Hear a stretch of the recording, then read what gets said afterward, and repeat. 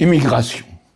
Lors de ma campagne présidentielle de 2017, j'avais proposé la création d'un ministère du co-développement, de la coopération et de l'intégration.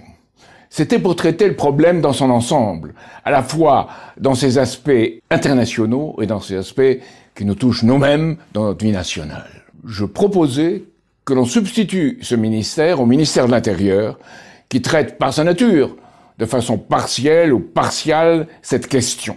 Aujourd'hui, avec la loi sur l'immigration, et il ne vaut même pas la peine d'en parler parce qu'on sait que c'est une loi dont le président de la République lui-même qui l'a proposée, a prévu que le Conseil constitutionnel la modifie. C'est inouï. C'est une loi où on prive d'allocations les migrants, de certaines allocations, où on crée un droit du sol, mais seulement sur demande. On a le droit à la nation sur demande. On supprime complètement la loi du 26 juin 1889, qui fait du droit au sol une exigence. Et puis, aussi, on fait un marchandage sur l'AME. Tout ça comme si l'autre était un adversaire, mais pas trop, parce qu'on n'est pas très courageux. Zemmour va, lui, plus loin. Il propose un bannissement de l'immigration, ce qui est du délire politique. Alors, d'un côté, on a une droite et une extrême droite qui proposent littéralement le rejet de l'autre. Et de l'autre côté, on a une gauche ou des gauches qui font dans l'angélisme hypocrite, parce qu'on prévoit pratiquement rien pour l'accueil de ceux qui viennent.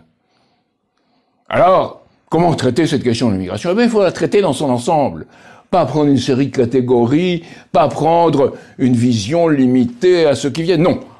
Il faut prendre l'immigration dans son ensemble. C'est-à-dire, l'immigration, c'est quelqu'un qui part d'un pays pour aller vers un autre pays. Et il considère que les conditions de vie dans son pays d'origine ne sont pas différentes, où il souffre, où il est victime de guerre. Et puis, il vient dans un pays où on doit pouvoir l'accueillir. C'est ça, la solution. C'est très simple. Il faut aller parfois aux questions compliquées avec des idées simples. Alors, cela veut dire, d'abord une chose, qu'il faut que la France fasse en sorte que dans le pays d'où viennent ces gens, règne la paix et un développement économique leur permettant d'y mener une vie digne. C'est la première chose. C'est le problème de l'immigration. Les gens qui partent d'un pays. Et c'est là que commence le problème. Le soi-disant problème. Après, ils arrivent. Et là, il faut une intégration. Il faut qu'ils trouvent chez nous un travail. Il faut qu'on leur apprenne correctement la langue française. Et comment fonctionnent nos principes républicains? On ne le fait pas. On ne dégage même pas les moyens financiers pour le faire. On parle, mais on ne le fait pas. C'est un peu comme le président de la République, qui présente des tas de catégories, des tas de principes, et qui, dans la réalité, ne fait pas. Donc, il y a cet accueil, qui est un accueil par le travail, et par la façon dont nous vivons.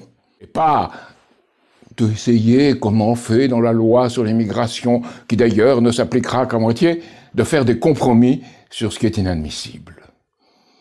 Alors, cela veut dire, chez nous, de créer du travail, et de le créer pour tous, d'avoir une politique qui ne soit pas financière, qui ne soit pas une soumission à l'oligarchie financière, qui ne soit pas une soumission à ce qui est devenu l'Union européenne, mais qui soit une politique souveraine de notre développement pour tous ceux qui sont sur notre territoire.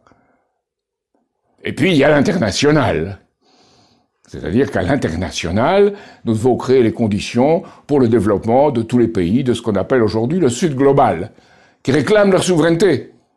Et l'intérêt de nos travailleurs, qui sont en France, français d'abord, mais étrangers aussi, c'est une alliance avec ces pays du Sud global pour une souveraineté contre la domination des financiers, de l'oligarchie financière, qui opère contre les nations dans le monde. Et donc malheureusement, l'Union européenne est devenue une sorte de complice soumis. Et donc le président de la République lui-même est aussi le complice.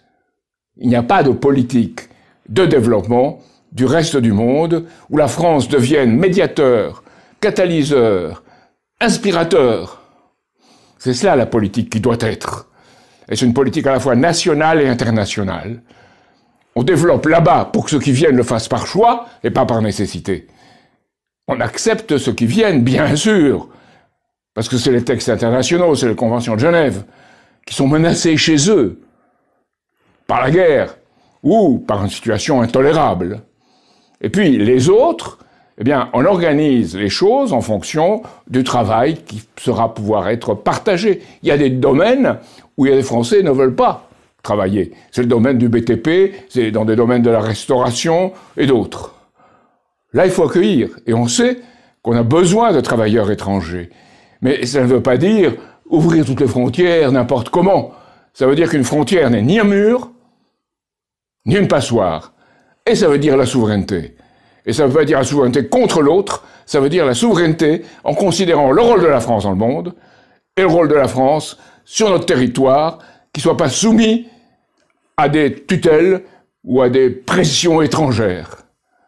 Eh bien, cela veut dire, en somme, l'alliance des travailleurs des pays occidentaux avec les pays du sud planétaire qui veulent affirmer leur souveraineté.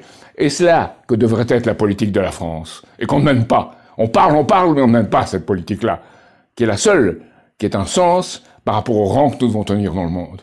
C'est ce que je voulais vous dire aujourd'hui, en insistant pour que dans cette manifestation qui a lieu dimanche en France, on élève le débat, et qu'on pense dans les termes d'une France exemplaire, pas d'une France qui se complaît dans des idéologies, mais une France du droit au travail, et une France dans laquelle elle pourra dire, avec la France, citoyens du monde, unissez-vous.